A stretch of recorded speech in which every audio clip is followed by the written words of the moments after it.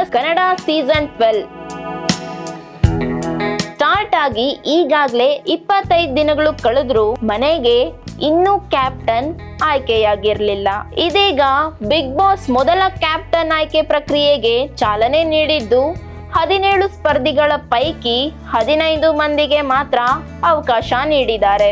ಉಳಿದ ಇಬ್ಬರನ್ನ ಹೊರಗಿಡೋ ಜವಾಬ್ದಾರಿ ವೈಲ್ಡ್ ಕಾರ್ಡ್ ಸ್ಪರ್ಧಿಗಳಾದ ರಿಷಾ ಗೌಡ, ಸೂರಜ್ ಸಿಂಗ್ ಮತ್ತೆ ರಘುಗೆ ನೀಡಲಾಗಿದೆ. ಚರ್ಚೆಯ ಬಳಿಕ ಮೂವರು ಅಶ್ವಿನಿ ಗೌಡ ಹಾಗೂ ಕಾಕ್ರೋಚ್ ಸುದಿ ಅವರನ್ನ ಕ್ಯಾಪ್ಟನ್ಸಿ ಓಟದಿಂದ ಹೊರಗಿಟ್ಟಿದ್ದಾರೆ. ಚರ್ಚೆಯ ಬಳಿಕ ಈ ಮೂವರು ಈ ನಿರ್ಧಾರ ಕೇಳ್ತಾ ಇದ್ದಂತೆ ಅಶ್ವಿನಿ ಭಾವೋದ್ರಿಕ್ತರಾಗಿ ಕಣ್ಣೀರಿಟ್ಟಿದ್ದಾರೆ.